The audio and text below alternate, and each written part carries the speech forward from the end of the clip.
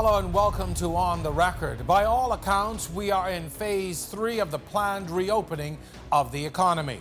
With non-essential storefront businesses allowed to operate and many other services providing limited access and relaxed restrictions, we are beginning to see some sense of normalcy.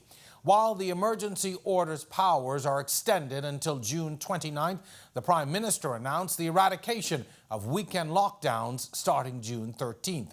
And although we're in phase 3, some facets of phases 4 and 5 are already underway. One of the more notable signs of progress has come with the resumption of domestic travel and the possibility of international travel on July 1st. In this edition of On the Record, we sit down with several experts to talk about the reopening of our economy. Our topic tonight, the Bahamas open for business. I'm your host, Jerome Sawyer. Our discussion begins on the other side of this break.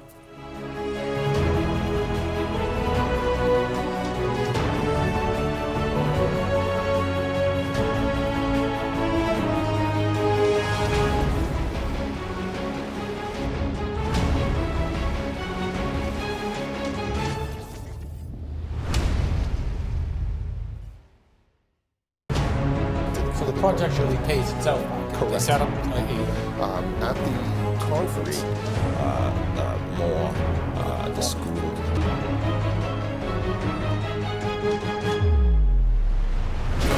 As a journalist, I always have to focus on the facts, and sometimes that means going to investigate for myself. On the Record, Thursdays at 8 p.m. right here on RTV.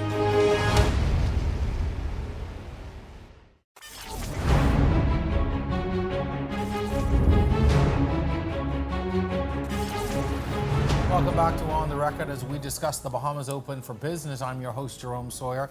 Not only did COVID-19 bring with it sickness and death, it shut down the majority of the economy. But even more troubling were the fears of disruption in supply chains and unavailability of goods. My first guest tonight is the Chief Executive Officer of the Bahamas Chamber of Commerce and Employers Confederation, Mr. Jeffrey Beckles. Jeffrey, welcome to On the Record. I think this is your first time here. It is indeed. All right, good evening. so It's good to be here. I wished it was under better circumstances, but nonetheless, let's talk about what our economy now is looking like. 9 months ago, we had the worst disaster in our country's history in Hurricane Dorian, centered on 2 islands, but affecting us all. Just as we were sort of getting back on our feet, found our legs again, tourism doing great, we were really starting to see some things come to fruition, and then COVID-19 hits us. 3 months later, we're just now beginning to see our way clear to come out of this crisis. From an economic perspective, what can Bahamians expect going into the post-COVID-19 era? Well, you're right, Jerome. The last 10 months have been brutal on many levels, and obviously the trade and commerce sector has taken the brunt of that. What we didn't recognize with Dorian was that while Abaco and Grand Bahama were impacted directly, a lot of those businesses had their root in Nassau.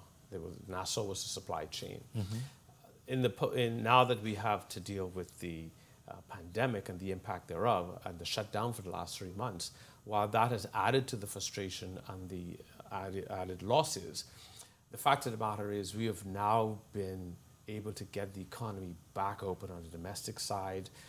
We've seen now domestic travel begin to take place, and then in a few days we will begin to receive our first foreign guests after the COVID shutdown.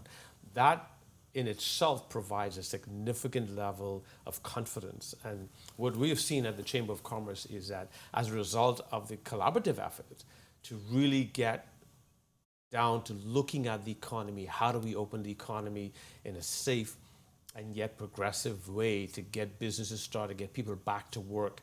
That is where we put our focus, and now we're there.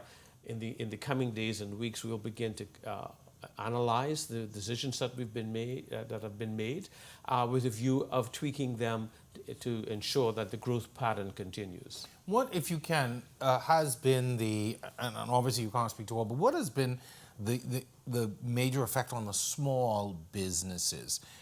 Those businesses, like some of us that live paycheck to paycheck, that live month to month, what have been some of the what has been the fallout in that sector, I guess? The fallout was brutal for the micro and small business community. I think you'll see that as a reason why, through our partnership with the SBDC, a lot of focus was put on making sure that funding was available to assist those micro and small businesses in getting them back up and running. And even as far as the budget pronouncement recently, you would have seen that there was a greater focus on increasing subsidies and support for the MSME community. So we recognize that the small business community makes up about 70% of all businesses in the Bahamas. And so because they were hit hard and immediately, it was important for us to work with our partners, with the government at the policy level, with the SBDC, to ensure that they got the initial attention to be able to get back up on their feet. So it was brutal at the beginning.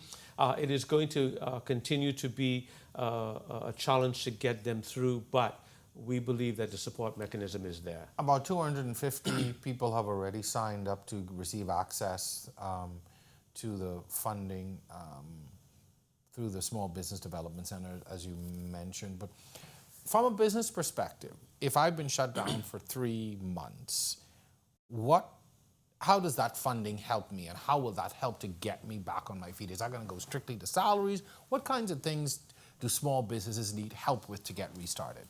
Well, initially it was going to help to pay salaries to keep persons employed, keep them off of the social network.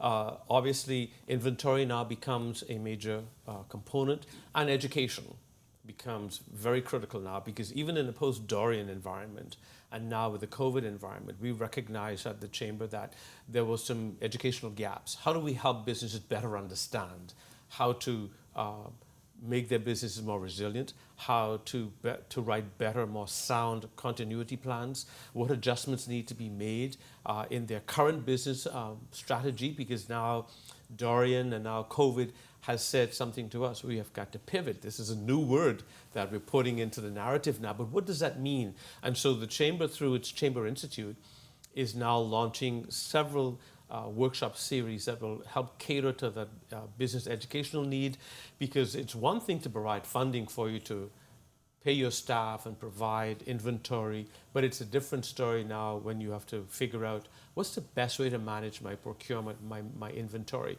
what's the best way to look at, to tweak my current business model, and is it still relevant in its original format, and what changes do I need to make to now meet the evolving changes and needs that are now coming out of this post-COVID environment. We saw some new businesses spring up as well in this environment, those delivery services and other things.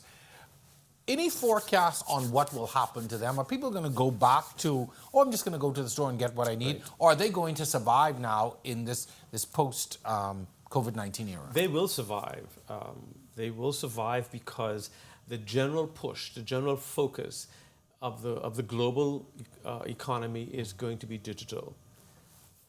All the platforms that are emerging are all digital. Businesses are now pivoting to how do I provide my service in an online digital platform.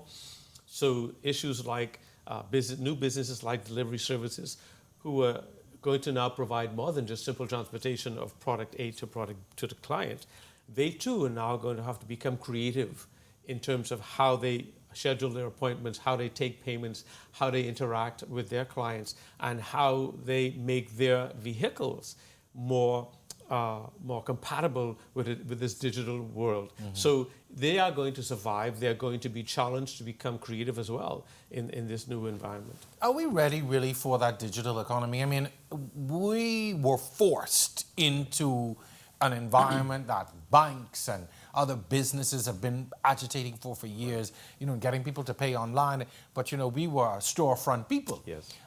We were forced into these things by circumstance. But do you think, even from a business perspective, are we ready? And the reason I ask that too is you had a lot of businesses caught off guard because they didn't have online, their products were not online, or people couldn't access them in an online environment. Are we ready for that? We are, and even though we acknowledge that the conversation about digital transformation has been taking place for a long time, mm-hmm. and to your point, We as a general community were responding very slowly because we like the physical, we like cash, we like to see and touch our things. We have to be ready because the world has emerged. Mm-hmm. The region has emerged. The Bahamas, by extension, has to emerge. The beauty of it, too, is that many Bahamians were already conducting business on digital platforms. They place orders online all day, whether it's Amazon or Walmart or Target or whoever they're doing business with. This has been a constant progression, albeit on a personal level. Now the same local business providers, service providers, are now having to move their products to a digital landscape to meet the needs of this now very savvy consumer, Bahamian consumer, who's saying, well, I'm not willing to go out anymore. Can you pamper me? Can you meet that? It's a convenience. And so that convenience alone is going to drive the push for businesses in the Bahamas to continue toward this translation to digital platforms. Obviously, in the next few days and weeks, there will be a rush in some instances. People are going to get out to do things that they didn't do before, make purchases that they're able to make that they couldn't before, and just sort of get back to some sense of normalcy. But what's needed to keep us afloat beyond that? Because we know in the beginning it's going to be a bit of a rush. People are going to get out there just because they can. But what's needed from your perspective to keep this economy afloat? We have had two significant events within the past 12 months. What's needed now to really keep us afloat and keep us, and I'm going to use this word, keep us into the lifestyle of which we become accustomed? Wow. We have a particular lifestyle, we do, and unfortunately we have to be prepared for changes, right? Good. But the focus has been with the Chamber in getting people back to work in the first instance, getting our local economy moving. But that can't be done in a silo. We must work very collaboratively to get our larger international economy moving. We talk about the pressures on our foreign reserves, which means that we have to really be very specific in how we revamp, restructure, reorganize ourselves in the global investment space. We must obviously are going to get our hotels open and our airlines coming back, but we have to be equally active in the investment space by driving the interest, by causing the Bahamas to be a very attractive place to invest. What that means, though, is that our investment strategy has to be looked at and has to be tweaked. It has to be more robust, and it has to be competitive. And speaking about competitive, we must look at our financial sector and determine other jurisdictions are growing. We need to understand what we need to change, where do we need to make our adjustments so that we can put some life and energy back into this sector that was literally once the second strongest driver of our economy. So ahead of getting people back to work domestically, we must work very diligently to ensure that our international commerce can begin to take place and grow at a very rapid rate. Jeff, we're out of time for the segment, but one thing that's very important, and we'll talk about it another time, but certainly the diversification of the economy. There's been a lot said about that, and where we are. So. And the reason I didn't talk about it right now, because I want to see what happens immediately following this, because I'm not convinced, I personally am not convinced that we won't get back to business as usual and doing the things that we did before that made us money. So I'll put a caveat there to have you come back at some point to talk about the diversification and whether it sticks. Right. It's like the backyard farming. Yes. Because I've been home, I grow all these vegetables, but now the food store, I can move around again. Let's see if we continue that again. Well, need's going to drive that, and I believe that it's the start of a great conversation that will cause us to evolve. I hope so, most definitely. Thank you for stopping pleasure. by. Definitely will have you back to talk a little bit more another time. Stay tuned. When we come back, we're going to speak with a representative from the Organization for Responsible Governance. You're watching On the Record. Our show continues right after this.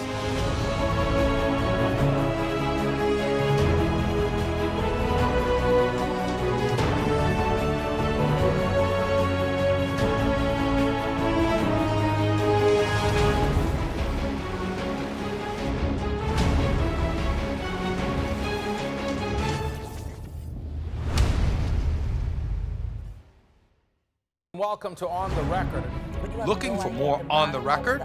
If you miss our Thursday showing at 8 p.m., join us for the re-airing on Friday mornings at 10, and then again each Sunday night at 8:30. or go to our YouTube channel and catch up on all of our past episodes.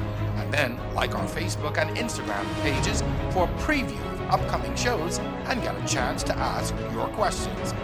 Just look for On the Record.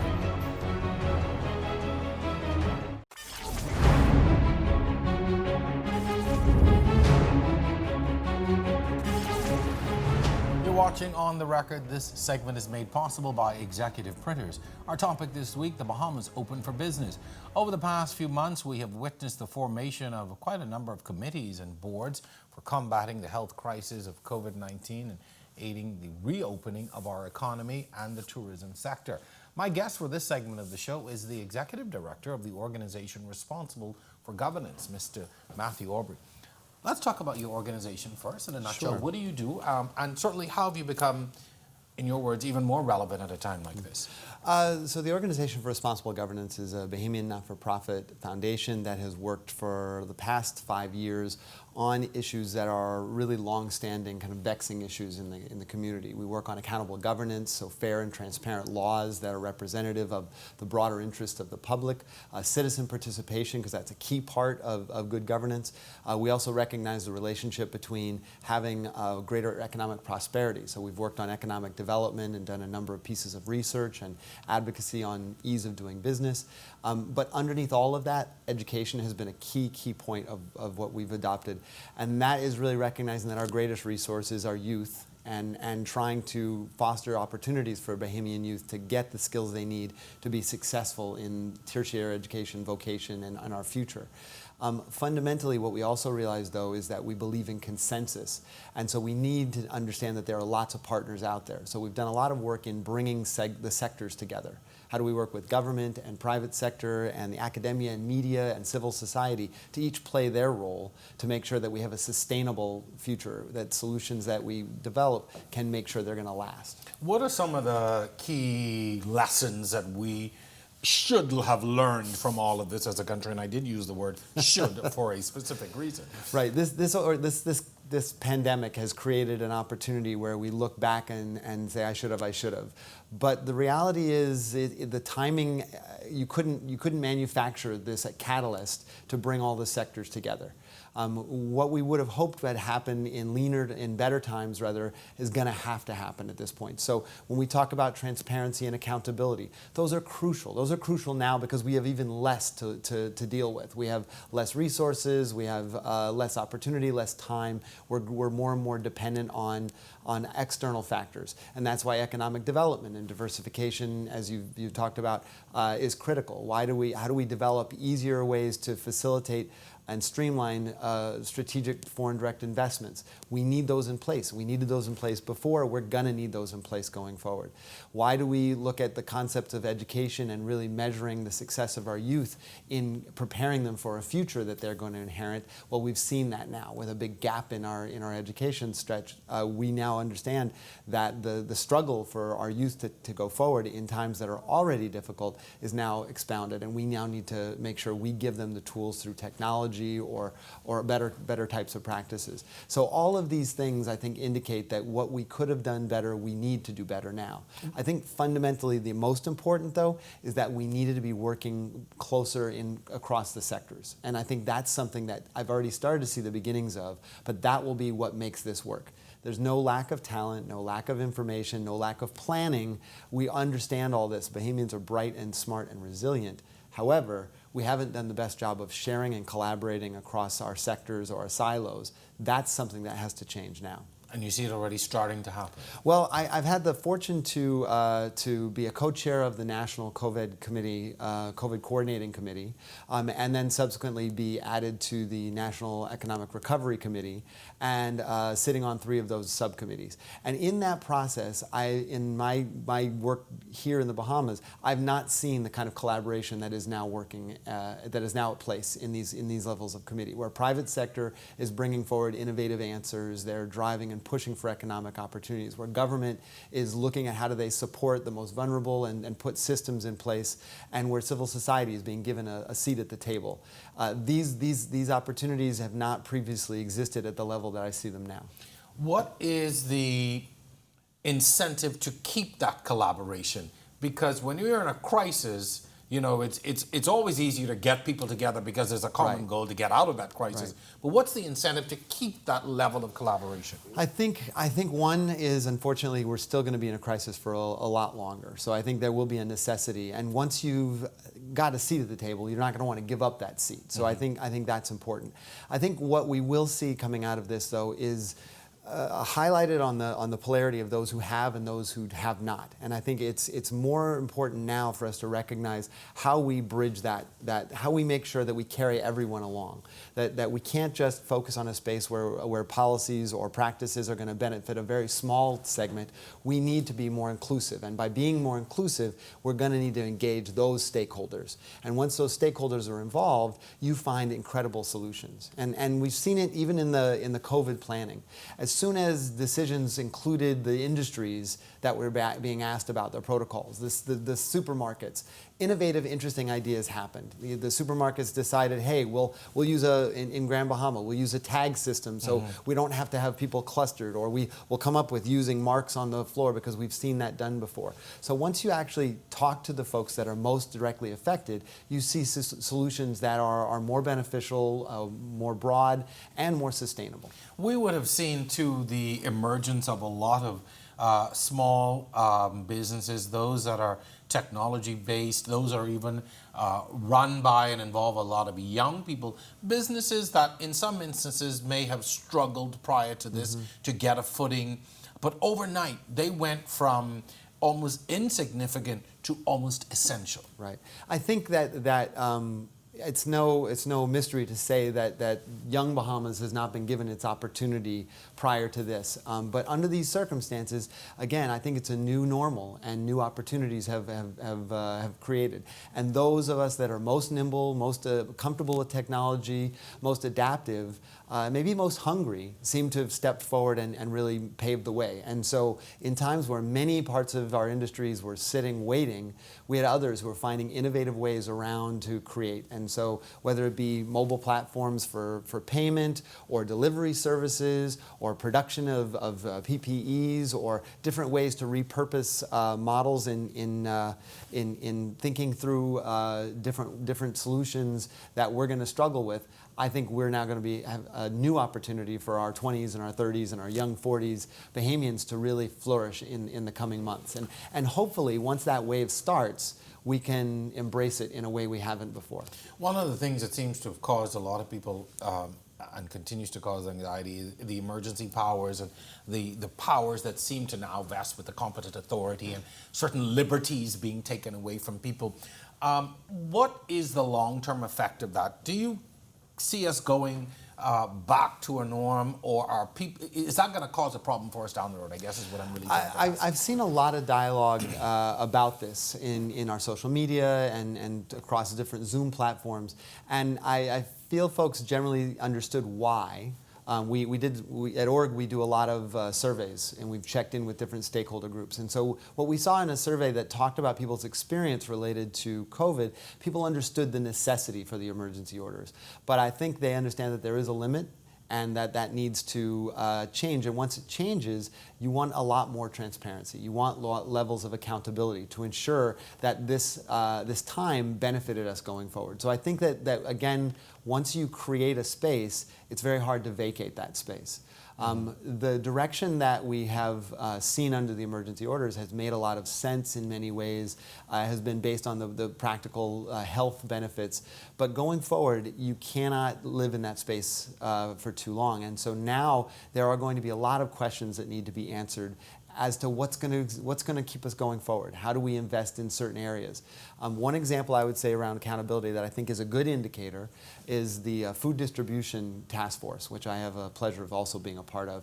And this is being run almost primarily by not-for-profits, in partnership with government and Department of Social Services. But the first line, besides let's make sure folks have food in the immediate, was how do we track this? How do we ensure that there is accountability, that if there is monies being spent or there are products being purchased, that they're being done in the most fair and equitable way, that we make sure that all areas of our community are benefiting and being taken care of. So I think once you engage civil society, once you engage private sector, once you engage academia, you have those perspectives which drive a stronger level of accountability. It's harder to be behind closed doors when there's all these people looking.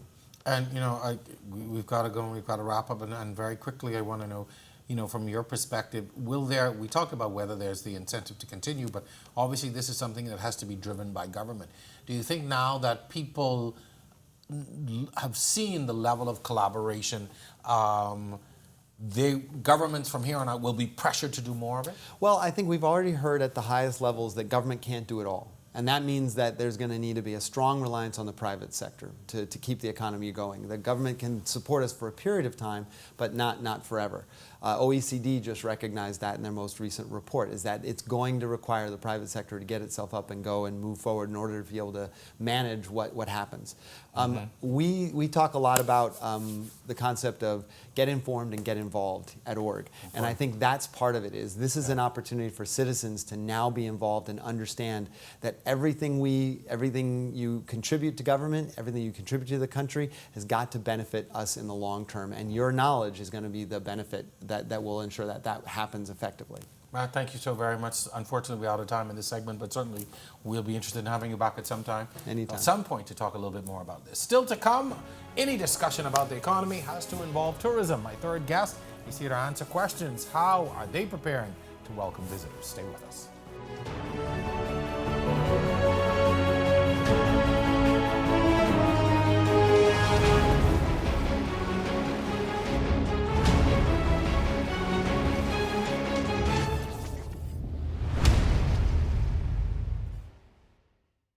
Hello and welcome to On the Record, and the balanced, true and open debate you've been looking for.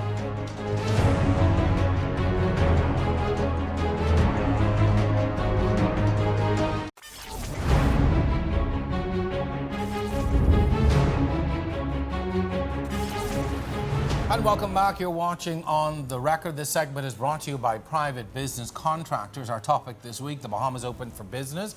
With tourism directly employing some 50% of the workforce, directly employing them, and about 70% of those indirectly employed are tied to tourism as well, it is undeniable that the reopening of our borders has a huge impact on the reopening of our economy. My guest for the remainder of the show is the Director General of the Ministry of Tourism, which is also responsible for aviation, Mrs. Joy Jibrilu. Welcome to On the Record. Thank you very much, Jerome. It's a pleasure to be here with you. We have been talking about reopening the economy. We cannot talk about anything relative to the economy without talking about tourism, which is how we, open the segment.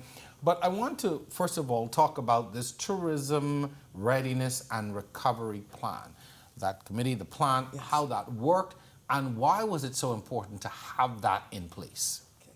And thank you so much for starting the segment with that, because I think it's a body of work that has come out of that plan that all of us who were involved with the plan will always be proud of. So how did it happen? Obviously, coronavirus has had an impact that's unprecedented. We've talked about other world events that have had what we thought were phenomenal impacts upon us, but this has been extraordinary. But we know that coming out of this, or we knew, it would not be business as usual. We also knew that tourism being the cornerstone of the Bahamian economy, we had to be ready for when we did open. And we couldn't just sit down and wait for it to happen. So almost organically, a group of like-minded people came together. The Bahamas Hotel Tourism Association, and I have to mention Carlton Russell and Suzanne Patouche, the Ministry of Tourism, and then we brought in other stakeholders from the tourism sectors, almost to head this Tourism Readiness and Recovery Committee. And so allow me, Vernice Walking from NAD, also a former Director General. We had Sandy Sands, or Robert Sandy Sands from Bahamas, and Stuart Bowe. And we said, what would it take to ensure the health and well-being first of all, of every citizen and resident of the Bahamas. We couldn't open up and expect things to be back to normal. We had to protect our own. And then visitors coming in, what would they need to see to come in? Especially being mindful of the fact that we know that health and safety was one of the primary concerns for people returning to travel. And so we looked at every single touch point of a traveler's journey, whether getting on a plane, arriving at an airport or a cruise port, and every touch point in between, and establishing health and safety protocols for the industry that could serve as a guideline to help them for the reopening. When you have an entire industry as important as tourism that comes to a grinding halt, it's not like food services, it's not like, you know, areas of transportation that continued, it's not like other areas of the economy that it continued, it stopped. Completely. How do you begin to restart that? Where do you even begin? You talked about the safety protocols, yes, but how do you begin to restart an industry that's so important, but that has literally come to in an unprecedented way? Yeah. And it's global. You know, I've heard many conversations taking place in the Bahamas, and we tend to put a Bahamian narrative on travel and tourism. But this has been a global phenomenon. In fact, the tourism sector has been the most impacted out of every single sector during this pandemic.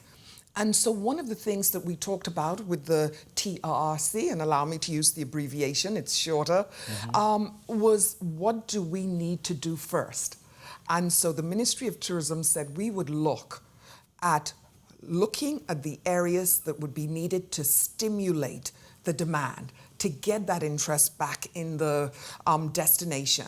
And so we were privileged that we got to work with all the promotion boards, Nassau Paradise Island Promotion Board, Grand Bahama Island Promotion Board, the Out Island Promotion Board. So making sure that every single voice in the Bahamas was heard. And we looked, as I said, at creating a marketing plan that would stimulate globally interest in the Bahamas. But, and I want to add but, during this whole period, the last 10 to 12 weeks, the Ministry of Tourism has not been sleeping.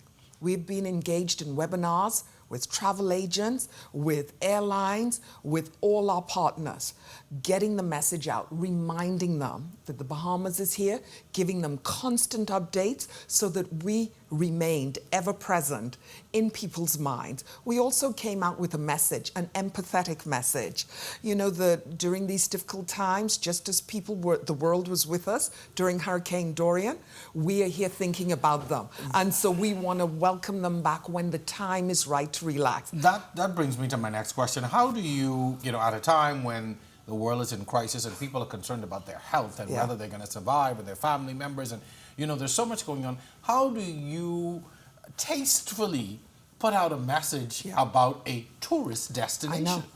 And so what we did, we pulled back all the marketing in terms of telling people, selling the destination.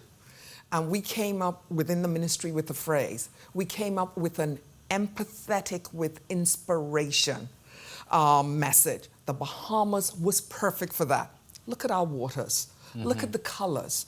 It speaks of serenity, tranquility, everything that people actually were looking for, the need to escape. We did pause for 4 weeks. It would have been really almost a waste of our efforts the first 4 weeks. Sure. Everyone was consumed by COVID-19. We were glued to our televisions, and that's all we wanted to see.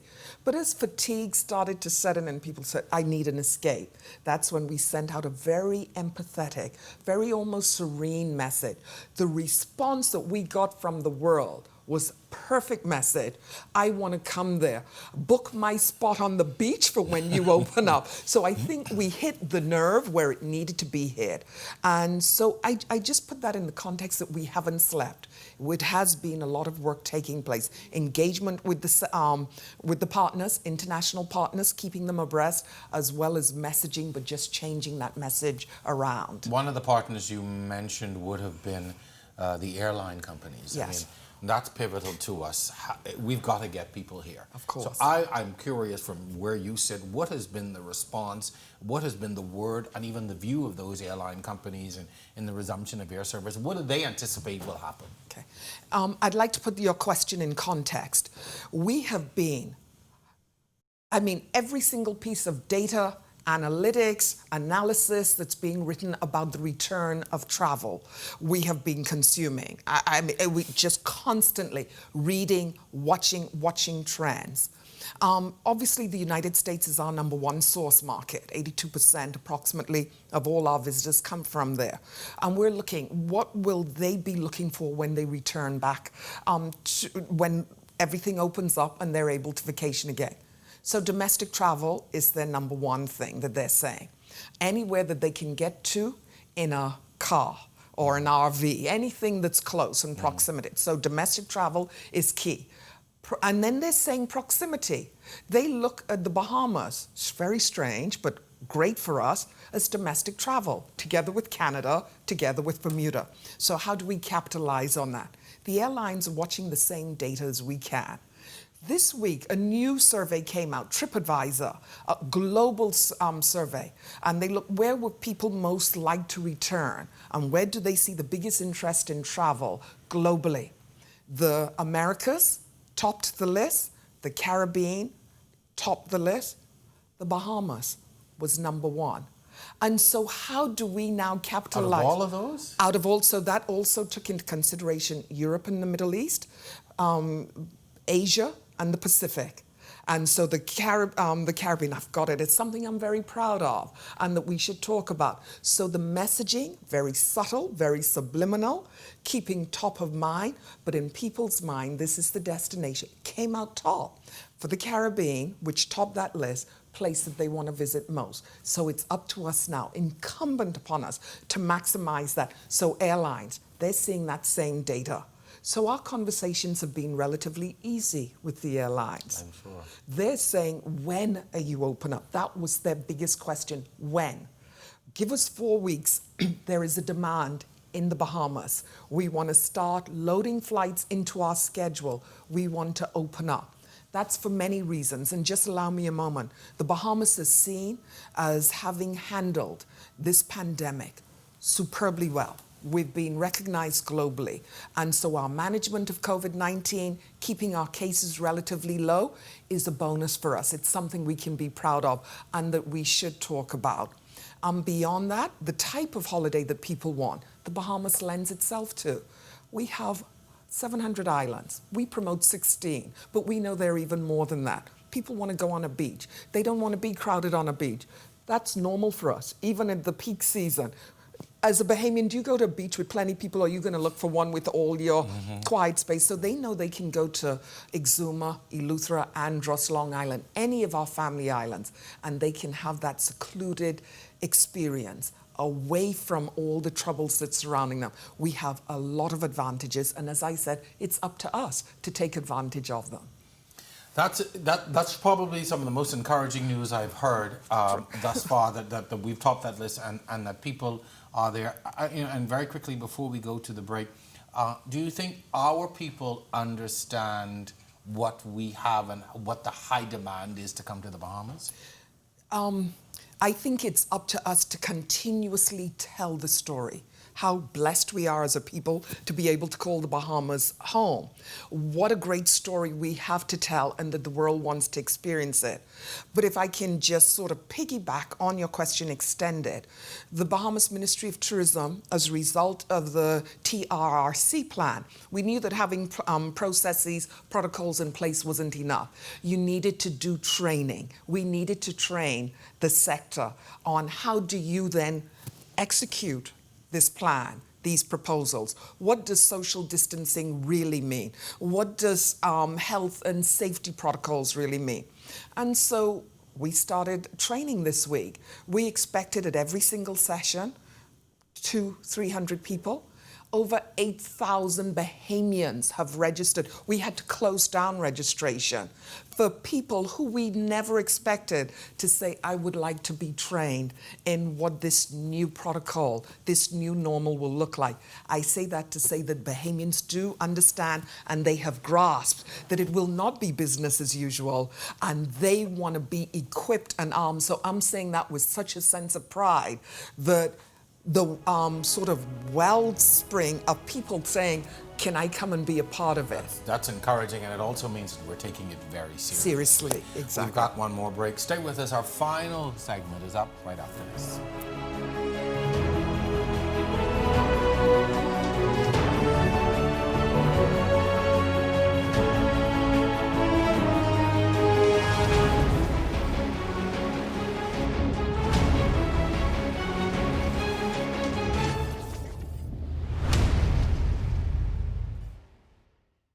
Matt, where in the world is Matt Lauer? Where in the world is Ellison Greenslade? And so it's about the low value of cottage in Atlanta. So we can talk about it. On the record tonight, the government's purchase of the Grand Boutain is a hot subject in the news.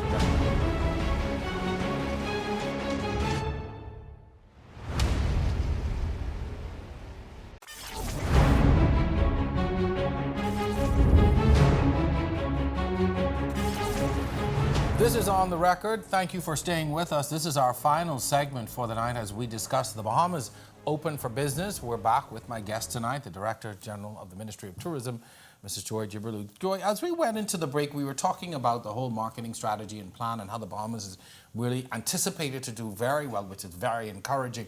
I want to talk, though, in the context of domestic tourism. A lot of my friends have said to me, I don't know if I will go to Miami or I won't take that. Or, I don't want to know if I want to push north right now. Is this now? Are we poised now for a great opportunity for domestic tourism? That was absolute music to my ears to hear people say, I'm not sure I want to go north right now. I'm one of them. Yes, we want to keep them in the Bahamas. And it is even more encouraging for me to hear that, given that our big push within the ministry is to promote domestic tourism. I think if one thing this pandemic has taught us, A, we miss the beach and we love the beach. Yeah. And also the beauty of the Bahamas. And you know what? Let's explore further. Let's go and see what other people are enjoying. And so working in partnership with the promotion boards, particularly in this instance, if you're in Nassau, the Bahamas Out Island Promotion Board, we are coming out with a major domestic tourism campaign to encourage and promote Bahamians to vacation at home, particularly those who have a concern or even a fear of going further afield. And what that promotion is, to fly free. Their opportunity to, you go two of you and one person flies free, get a reduced rate at one of the properties on any of the family islands that are a part of this promotion. But I want to see that extended to Nassau as well. Staycation. How many of us live in Nassau and have never stayed at one of the hotel properties within Nassau or on Paradise Island? Which is a wonderful experience. Wonderful. Yeah. You know how many millions of people come to experience it? Yeah. And we go away. So we want to see that Grand Bahama, the same thing. So to ensure that our archipelago is covered up, important for the economy to ensure that we keep those tourist dollars within our own economy, but it also helps to resurrect the tourism sector in those family islands. Much needed. They have missed their winter season, which is so important for them. Summer season into the fall season, it starts to get slow. This provides a great opportunity to have an incredible experience. The downside of all of this is that when you look to our largest market, you look to the United States, even up to this morning, there are reports of a surge in over 20 states. Even with the protests, a lot of these states are surging. And July 1st is our tentative date. Are there any indicators at this point that that date may move, or are we still on track? Or what is or is there a concern that that date may move based on what's happening in the U.S. at this point? First of all, this situation is just ever fluid, constantly changing. No one could imagine week to week what will happen, what will evolve. 3 weeks ago, when we looked at the circumstances, we saw the flattening of the curve in terms of COVID-19 cases within the Bahamas. We said we can talk about reopening. 1st of July was a great date. It gave us an opportunity to communicate with our airline partners, to communicate with the hotels. Nobody had contemplated George Floyd and the protests and what was happening in the United States at that time. Every single one of us, not just within the tourism sector, Ministry of Health, obviously policymakers, are observing what's happening in the United States and saying, how do we manage it? And so tourism, we've had the good fortune. I think that speaks to how seriously we all take this, how seriously we recognize the synergies of everyone working in partnership, that we get to sit with Ministry of Health, Chief Medical Officer, the consultant at Health, and discuss how do we open up? How do we do it in the best way possible? You know, these aren't decisions made overnight. These aren't things that you just say, oh, tomorrow we're opening. So much thought, questioning, revision of what you thought you've said has gone into that. And so I think we continue to work towards July 1st, putting in place whatever mechanisms that you can to the best of your ability within the circumstances that exist today to mitigate against an increase or a surge or a second wave, whichever way you want to call it, of COVID-19. You're also trying to balance economy and health, public health. So policymakers said, well, people may die from starvation or from the disease. How do you get that balance? And I think it's putting in processes and protocols. We are guided and we will continue to be guided by Ministry of Health. But as of yesterday, we were still all working towards the 1st of July. Good news. And as you said, you know, it's a very fluid situation and it changes day to day. One of the areas that Bahamians as of late have been able to benefit from has been the concept of the Airbnb. Mm-hmm. People using their own properties as guest houses, etc. I'm curious as to what has the demand been, or have you seen a shift? Because earlier on you talked about the experience of coming to the Bahamas and going other places and traveling. We may not want to be packed into a hotel, and there's concerns with that. Are we seeing any different trends in terms of the future bookings for Airbnb or the popularity of those properties? Great question. And one of the things with the Tourism Readiness and Recovery Plan, one of our partners on that, Airbnb, came to the table, sat with us. Actually, they were so impressed with the Bahamas as a destination, doing what we were doing. And they said they felt privileged and honored to be at the table, not just looking at Airbnb, but all vacation rental home properties, putting in place protocols, saying this would be the standard.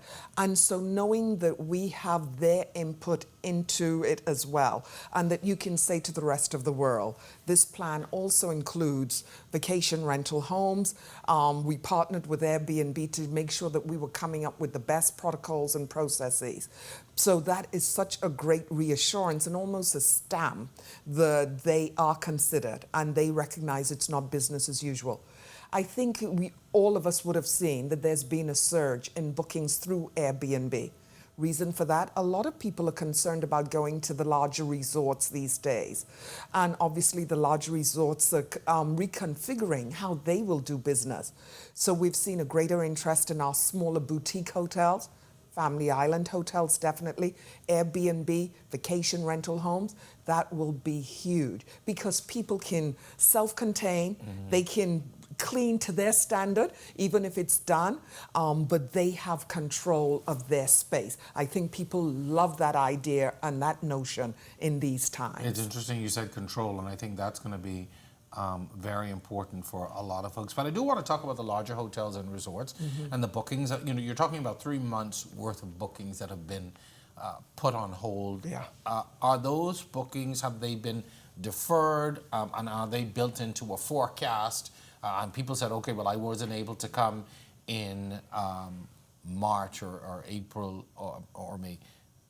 I want to come now, you know, November, October. Do we see that happening, or people have just sort of suspended indefinitely? Moving forward, we know that interest in travel is key, especially from our source market. The percentage of people who say, I'm ready to go on a trip, it's shocking. In fact, I am almost embarrassed to say, because people say, you can't be in the real world. You know, what are you? So I keep kind of quiet about it because I'm reading these stats and saying, really? You know, given what we've just gone through. But they are saying, that they're interested if they can get a flexible air ticket and a flexible hotel booking, because they know it's such a fluid situation and they want to have that capacity to be able to change reservations without penalties if they know they need to.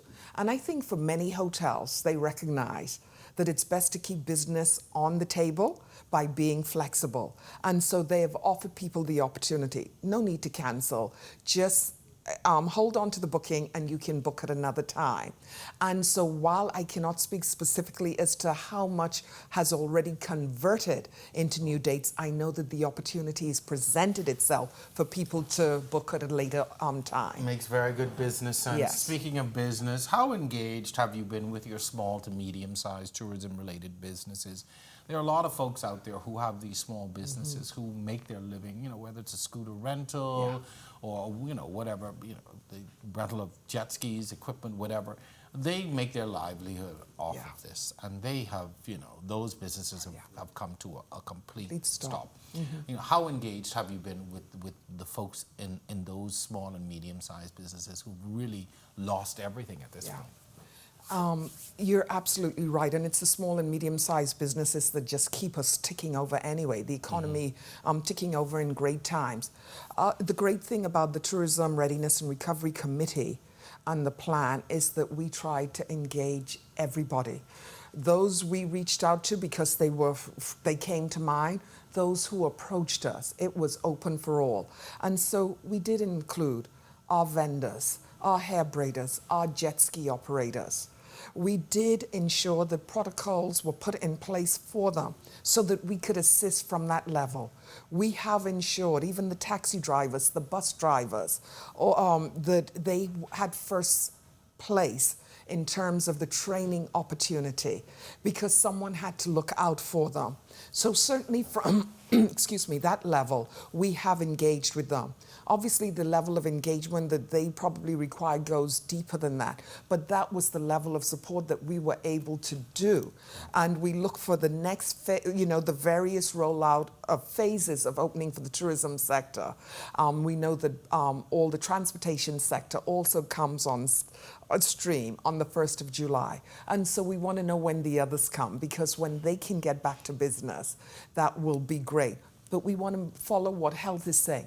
Let's roll it out in a measured way. Let's see how we are managing it. You can't just roll everything out at the same time, and it creates a chaos or catastrophe. And so being guided by that, we look to them being next for rollout. PG, we're out of time, unfortunately, but I thank you for coming and, always giving excellent information.